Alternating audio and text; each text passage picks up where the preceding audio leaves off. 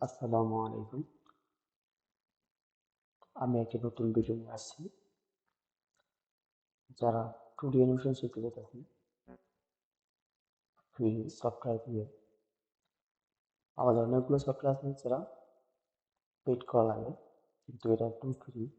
সিগনি studio. তা আমরা এখন টিউটোরিয়াল ভিডিও বানাবো A to Z। সিগনি স্টুডিও A to Z শিখতে পারবেন এবং অ্যানিমেশন করতে পারবেন খুব সহজেই। আবার অনেকেই আমরা ভয় পাই যে অ্যানিমেশন করতে ছবি আঁকতে হয়। এই সিগনি স্টুডিওতে আপনাদের ছবি আঁকতে হবে না। অবশ্যই আপনারা পিএনজি ফাইল বা পিএনজি ছবি দিয়ে অ্যানিমেশন করতে পারবেন খুব সহজে। তা আমরা আজকে শিখাবো। প্রথমত আমরা সিগনি স্টুডিও পুরো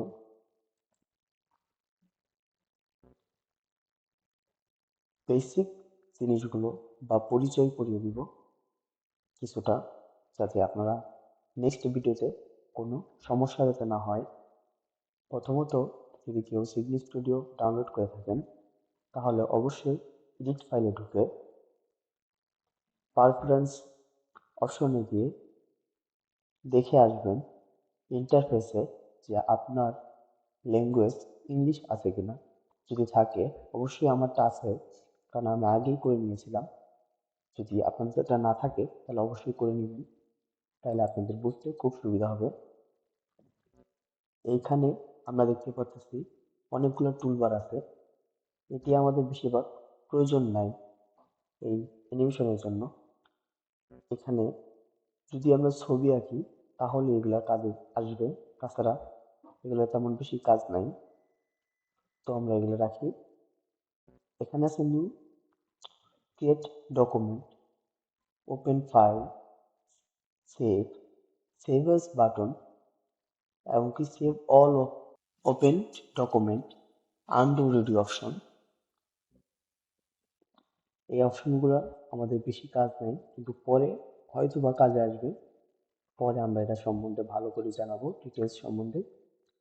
যেগুলো আমরা করব সেইগুলাই আমি আপনাদেরকে বলে দেব।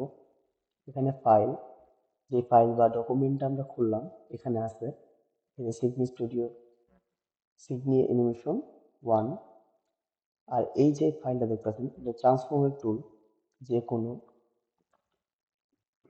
শেপ বা যে ক্যারেক্টারটা আছে তার ছোট বড় স্কেল করার জন্য এই ডকুমেন্ট বা এই টুলটা ব্যবহার করা হয়।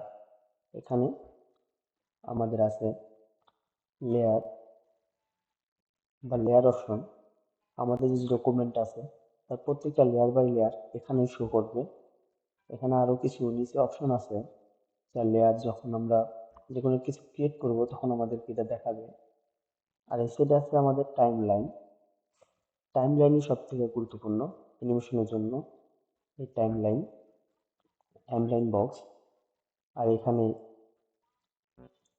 এখানে আছে যে কোনো যে ডকুমেন্টটা আমরা নিব বা যে অ্যানিমেশনের জন্য যে ছবিটা নিব, এখানে স্কেল বা কালার করতে পারবো। অবশ্য আমি ছোট্ট একটা জিনিস দেখাই। একটা সার্কেল নিলাম, আমি মাউসের রাইট ক্লিক করে একটু নিচে টান করে ড্র্যাগ করে একটু বড় করে নিলাম সার্কেলটা, রেড কালার। অবশ্য আমি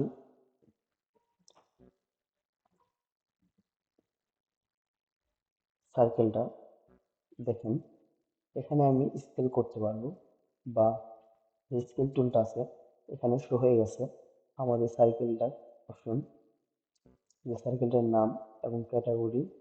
আমরা এখান থেকে আমরা সার্কেলটা অনেক কিছু চেঞ্জ করতে পারবো। এইটার কাজই হলো চেঞ্জ করা বা সার্কেলটাকে আমরা স্কেলও করতে পারি। যে সার্কেলের যে বাইরে যে একটা বিন্দু আছে এখানে যদি ক্লিক করি, রাইট ক্লিক করি মাউসের, এখানে আমি ছোট বড় করতে পারবো। আর যদি মাঝখানে যে একটা বিন্দু আছে ওখানে যদি ধরি তাহলে আমরা যে কোনো জায়গায় সরাতে পারবো এই বিন্দুটাকে। আর এই যে এখানে লেয়ার টুল আছে, লেয়ার টুলে দেখেন এই যে আমাদের সার্কেলটা আছে এখানে লেয়ারে কিন্তু শো হয়েছে। লেয়ার টুলে এখানে আরো কিছু আছে, ডুপ্লিকেট লেয়ার। আমরা আরেকটা একটি লেয়ার তৈরি করলাম বা আরেকটা সার্কেল তৈরি করলাম। এই যে দেখেন, দুইটা সার্কেল হয়ে গেছে। আর এখানে ডিলিট লেয়ার আছে, আমরা চাইলে আবার ডিলিটও করতে পারি, আবার ডুপ্লিকেটও করতে পারি। কাট টুল আছে, এখান থেকে আমরা কাট করতে পারি। আবার কিন্তু দেখেন আমাদের এই সাইডেও কিন্তু কাট টুল আছে, এখান থেকে আমরা এটা ব্যবহার করতে পারি। কিন্তু এগুলো আমাদের প্রয়োজন নেই, শুধু খালি আপনাদের বোঝানোর জন্য খালি আমি আজকে এই দুইটা সার্কেল নিলাম। কারণ আমরা কিন্তু ছবি আঁকবো না, আমরা গুগল ক্রোম থেকে বা ব্রাউজার থেকে আমরা যে কোনো পিএনজি ছবি নিয়ে আমরা অ্যানিমেশন করব খুব সহজে, একদম ফ্রি। এই সফটওয়্যারটা যেরকম ফ্রি, আমাদের অ্যানিমেশন কোর্সটাও খুব ফ্রি, আপনার কোনো পেড করতে হবে না। চাইলে আপনারা আমাদের সাথে জয়েন হয়ে অ্যানিমেশনগুলো শিখতে পারেন খুব সহজে। ভিডিওটা কেমন লাগলো আপনারা অবশ্যই বলবেন।